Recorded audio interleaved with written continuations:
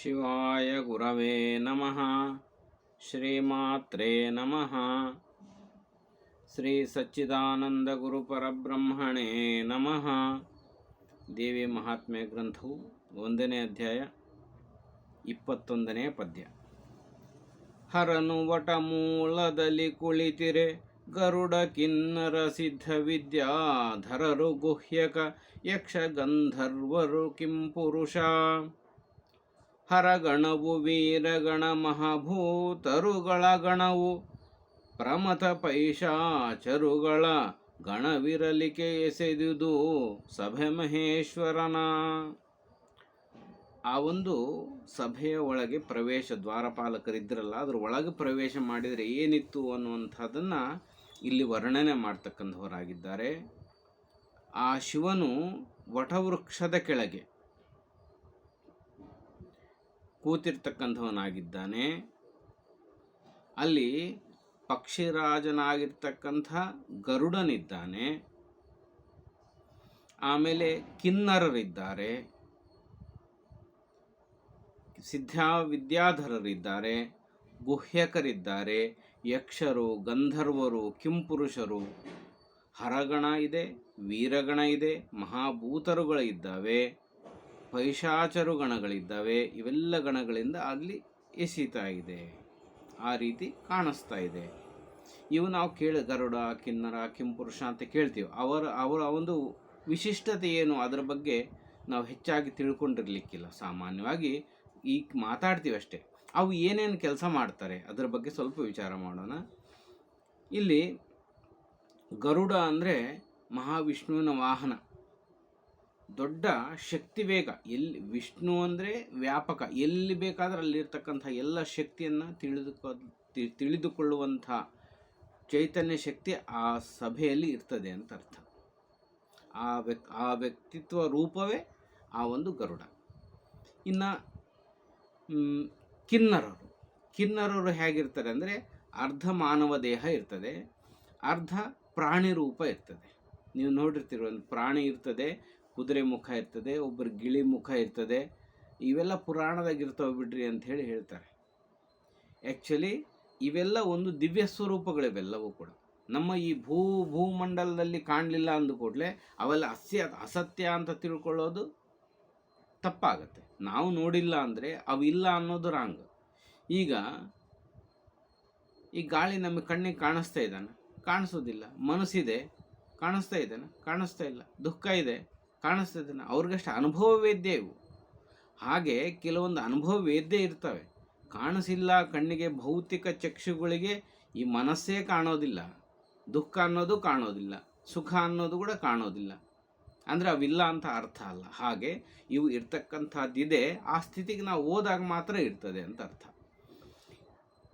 ಕಿನ್ನರರು ಅಂದರೆ ಅವರು ಅರ್ಧ ಮಾನವ ದೇಹ, ಅರ್ಧ ಪ್ರಾಣಿ ದೇಹಗಳಿರ್ತಕ್ಕಂಥವ್ರು. ಇವ್ರು ಏನು ಕೆಲಸ ಮಾಡ್ತಾರೆ ಅಂದರೆ ಸಂಗೀತ ಕಲೆಯಲ್ಲಿ ನೃತ್ಯ ಮಾಡ್ತಕ್ಕಂಥವ್ರು, ಇದರಲ್ಲಿ ವಿಶಾರದರವರು, ಬಹಳಷ್ಟು ನೈಪುಣ್ಯ ಹೊಂದಿರತಕ್ಕಂಥವ್ರು.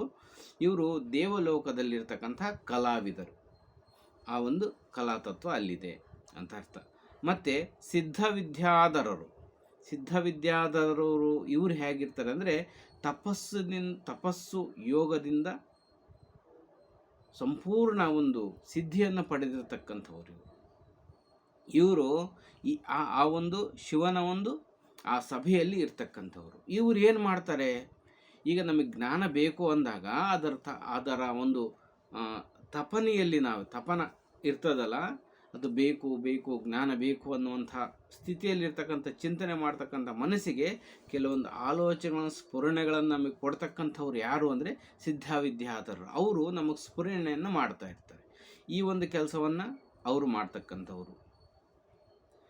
ಮತ್ತು ಸಿದ್ಧವಿದ್ಯಾಧರರು ಗುಹ್ಯಕರು ಅಂದರೆ ಅದೃಶ್ಯ ರೂಪದಲ್ಲಿರ್ತಕ್ಕಂಥ ಇವರು ಕಣ್ಣಿಗೆ ಕಾಣೋದಿಲ್ಲ, ಅದೃಶ್ಯ ರೂಪದಿಂದ ಇರ್ತಕ್ಕಂಥವ್ರು.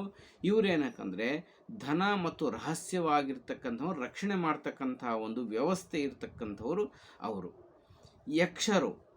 ಯಕ್ಷರು ಗಂಧರ್ವರು ನಾವು ಕರಿತೀವಿ. ಯಕ್ಷರು ಗಂಧರ್ವರು ಅಂದರೆ ಪ್ರಕೃತಿಯನ್ನು ಕಾಪಾಡ್ತಕ್ಕಂಥವ್ರು ಯಕ್ಷರು. ಪ್ರಕೃತಿ ಶಕ್ತಿಯನ್ನು ಕಾಪಾಡ್ತಕ್ಕಂಥ ಒಂದು ಸ್ಥಿತಿಯಲ್ಲಿರ್ತಕ್ಕಂಥವ್ರು ಯಕ್ಷರು.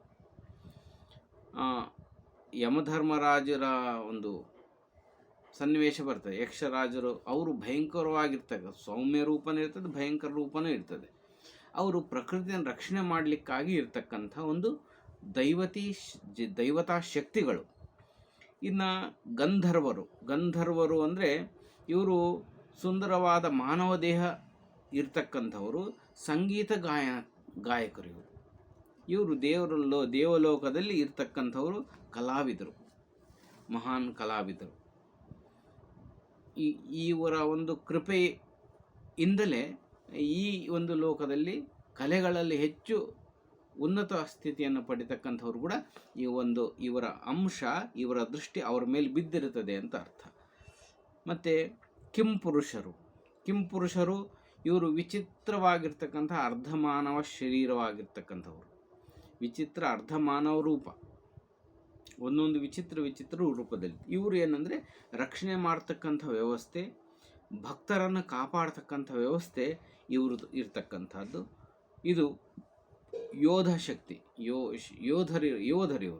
ಇವರು ಹಿಮಾಲಯ ಆ ಒಂದು ಪ್ರದೇಶದಲ್ಲಿ ಇರ್ತಕ್ಕಂಥವ್ರು, ಸೂಕ್ಷ್ಮ ಪ್ರದೇಶದಲ್ಲಿ ಇರ್ತಕ್ಕಂಥವ್ರು.